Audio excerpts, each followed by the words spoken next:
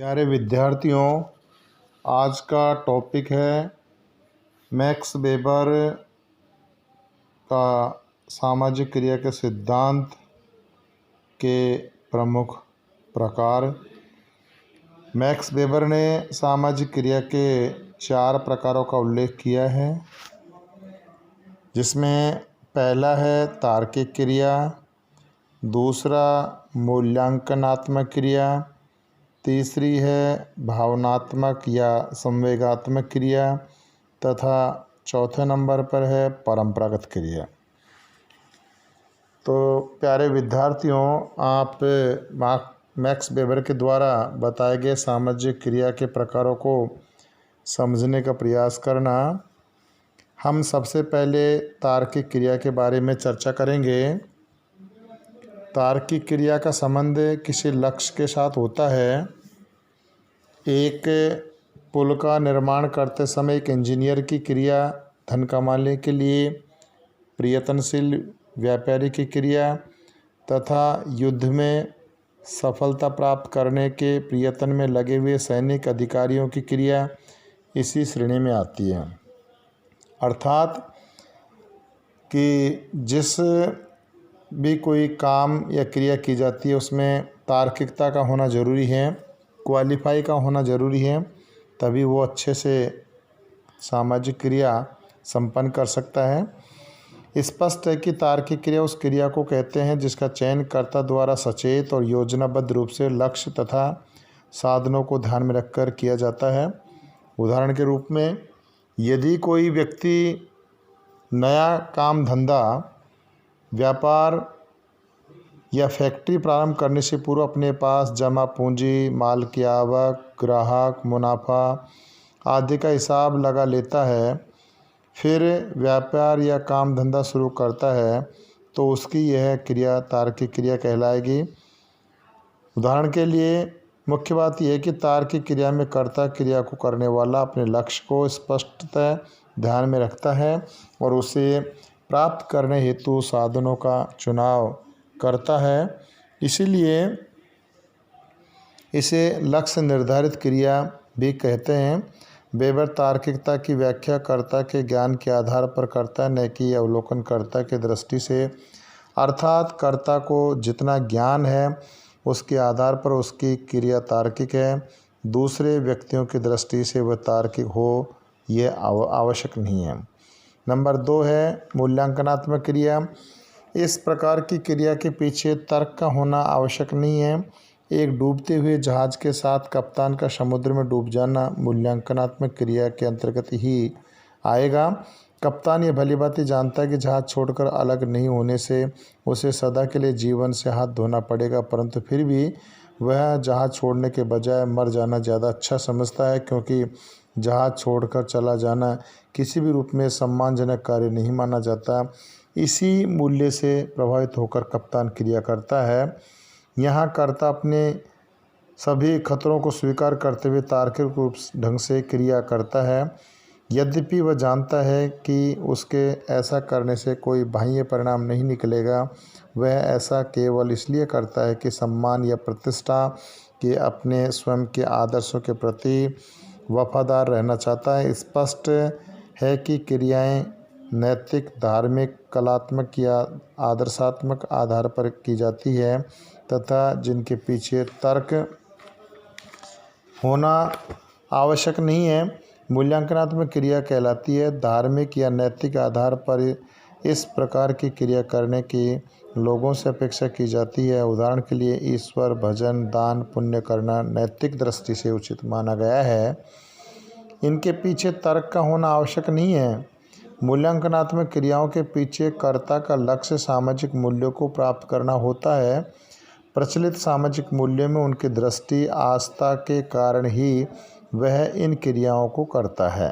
एक स्त्री अपने मृत पति की चिता पर अपने आप को इसलिए होम देती थी कि वह समाज के प्रचलित सतीत्व के मूल्यों से अपना गहरा जुड़ाव रखती थी।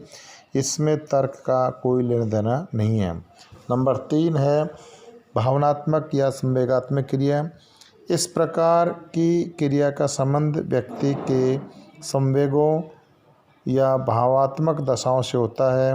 प्रेम, दया, घृणा, सहानुभूति तथा क्रोध आदि के वशीभूत होकर की जाने वाली क्रियाएं भावनात्मक क्रियाएं कहलाती हैं। कभी कभी मनुष्य शक्तिशाली संवेग के वशीभूत होकर अतार्किक रूप से ऐसा व्यवहार या क्रिया कर बैठता है कि उसे बाद में उसके लिए पछताना पड़ता है।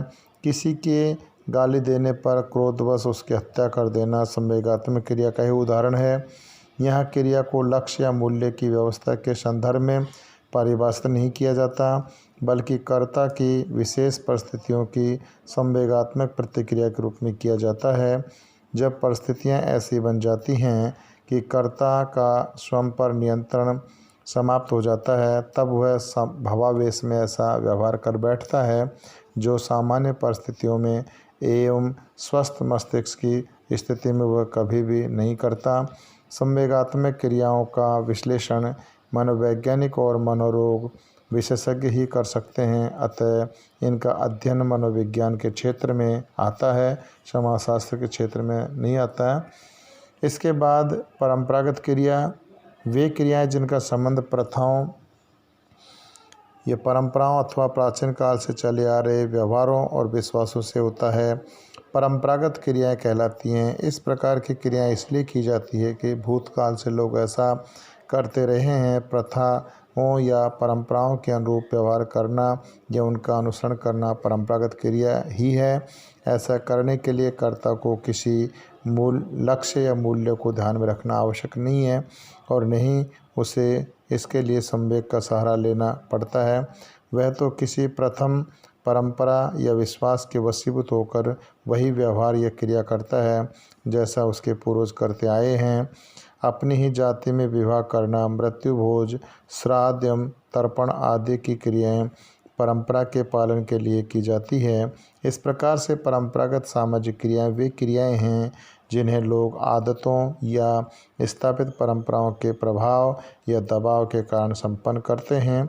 क्रिया के उपयुक्त वर्गीकरण के द्वारा वेबर ने स्पष्ट किया कि आधुनिक और पश्चिमी देशों में अधिकांश क्रियाएं तार्किक आधार पर लक्ष्य और साधनों को ध्यान में रखकर की जाती है, अर्थात इन देशों में तार्किक क्रियाओं की प्रधानता है। गैर पश्चिमी एवं परंपरागत समाजों में इसके विपरीत अन्य प्रकार की क्रियाओं की प्रधानता होती है। अब यहाँ प्रश्न ये उठता है कि क्रिया के प्रकारों का वर्गीकरण इतना महत्वपूर्ण क्यों है। इसका उत्तर रेमंड एरन ने इस रूप में दिया है कि नंबर 1, वेबर समाजशास्त्र को सामाजिक क्रिया का एक व्यापक विज्ञान मानते हैं। यहाँ व्यापक पर जोर इसलिए दिया जाता है कि मनुष्य के द्वारा स्वयं के आचरण के अर्थ को समझना कुछ सरल हो जाता है। क्रिया के इस वर्गीकरण को हम सरलतापूर्वक आनुभविक अध्ययन में प्रस्तुत कर सकते हैं। नंबर 2, आधुनिक विश्व जिसमें हम रहते हैं की एक प्रमुख विशेषता तार्किकीकरण है। आधुनिक समाजों की ये विशेषता इस रूप में प्रकट होती है कि आज तार्किक क्रिया का क्षेत्र विस्तृत होता जा रहा है। इसका तात्पर्य है कि लक्ष्यों के संदर्भ में व्यक्ति की क्रियाएं तार्किक हैं, आर्थिक उद्यम तार्किक है। इस प्रकार से नौकरशाही के द्वारा राज्य का नियंत्रण भी तार्किक क्रिया के अंतर्गत ही आएगा। आज समाज समग्र रूप में तार्किक संगठन की दिशा में आगे बढ़ रहा है। आज लोग यह मानते हैं कि किसी भी संगठन के लक्ष्य की प्राप्ति तार्किक क्रियाओं के द्वारा ही की जा सकती है। वर्तमान में प्रमुख मानवीय समस्या समाज के उस खंड या क्षेत्र को परिभाषित करने की है जिसमें तार्किक के अतिरिक्त अन्य प्रकार की क्रिया का अस्तित्व रह सकता है और रहना चाहिए। संक्षेप में वेबर का ये दावा था कि क्रियाओं का वर्गीकरण सार्वभौमिक रूप से सत्य है। हम कह सकते हैं कि क्रिया के प्रकारों का वर्गीकरण वेबर के दार्शनिक विचारों के मूल में है। यद्यपि वेबर ने समाजशास्त्र में सामाजिक क्रियाओं के अध्ययन की बात कही, फिर भी इसमें आप अन्य अवधारणाओं के अध्ययन को भी सम्मिलित करते हैं। वेबर ने कहा कि समाजशास्त्र में सामाजिक क्रियाओं का अर्थपूर्ण बोध या निर्वचन किया जाता है। इस परिभाषा के पहले भाग यानी सामाजिक क्रिया का हम उल्लेख कर चुके हैं। अब हम इसका निर्वचन के बारे में आगे आने वाली वीडियो में हम इसका निर्वचन पर विचार करेंगे। धन्यवाद छात्रों। जय हिंद, जय भारत।